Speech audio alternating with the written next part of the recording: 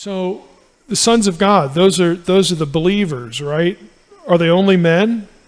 You only have male believers before the flood? And only male believers from one lineage? Like, really?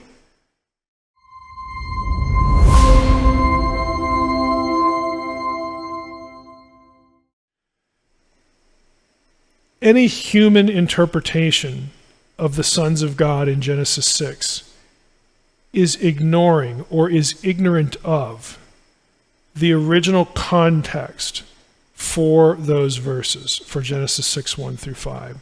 And that context is Mesopotamian religion, specifically the Apkallu story, which we're going to talk about in this session, and again, which you should have read about for this class. That means, by definition, if you have a commentary that is taking some other view that doesn't interact with the Apkallu material, that doesn't interact, that, to be fair, that material has only really been collected and sifted and put into published form in terms of an article since 2010. So it's been actually very recent. I used to work for Logos. I got all the resources free. I have tons of commentaries. I have found to date 2 commentaries, 2, that even reference the term Apkallu. They don't talk about it. They don't discuss it. They just have you can find it in a search in the book. That's it. Okay? By definition, if your commentary does not discuss this material, it is interpretation out of context. It is obsolete by virtue of, again, the research that's been done more recently. Now, I know of publications that commentators could have dipped into this material for. There's one by Ann Kilmer. There's another one by Helga Kvanvig. That's older than 2010. But I'm just telling you, if you go to, I want to see if what Mike says is in the commentaries. It's not. It's not. It could have been had they done better research. But it's not. Now, since 2010, again, when all of this material was we had a Mesopotamian scholar, somebody who does cuneiform, Amar Anus, go back, look at all the Mesopotamian flood stuff with a specific question of, hey, I wonder where, if the sons of God, Nephilim, giant thing, if that's part of these flood stories in Mesopotamia. He collected all the information, put it together, and wrote an article on it. It's called On the Origin of the Watchers. You can get it on my website. You get it on the internet for free. It's a great article. If you are talking about Genesis 6, 1 through 5, and not interacting with that material, you're interpreting out of context. There's just no other way to say it. So I want to try to summarize that material that you've read through, add a little bit to it here, maybe some points of explanation in this session. But essentially, that's the punchline. That's the thrust of what we're going to do here. Now, what you typically get are the Sethite view. So let's click out to that. Get my little mouse here. And this is going to be from Unseen Realm, again, from your reading for today. Let's close that.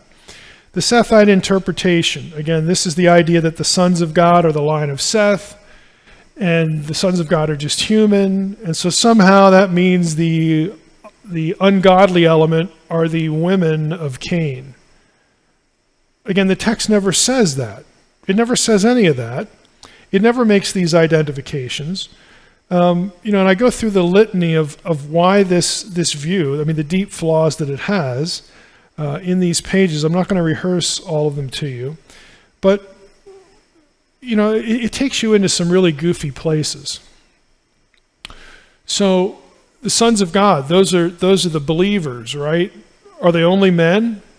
You only have male believers before the flood? And only male believers from one lineage? Like, really? The sinners, they're the women, right?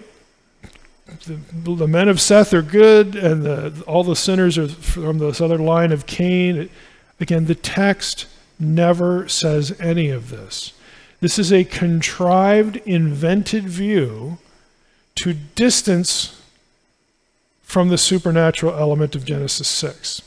Now, up until, 4th century, some would go back to the 3rd century with Africanus here, Scipio Africanus, or is it Julius Africanus? I always get the Africanuses mixed up. There's 2 of them. he was the first one to sort of depart from a supernatural interpretation in terms of church thinkers. Augustine was the big one who departed from this view, and since he was so weighty as a theologian, his view carried the day. Now, he had an axe to grind. When he became a Christian, he hooked up with a sect called the Manichaeans, had a parting of the ways with them. They revered the Book of Enoch, so Augustine sort of just turned against all that.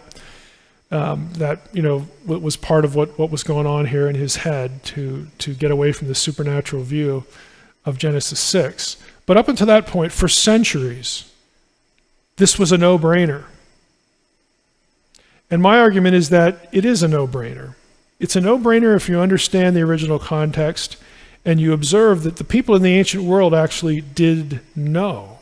They knew that ancient context and interpreted accordingly. And this includes the biblical writers. Now, the Sethite view ultimately, again, I'm not going to read through the criticisms of it. You read that for tonight. But ultimately, the Sethite view, if these are just people, it cannot account for the Nephilim in Genesis 6:4.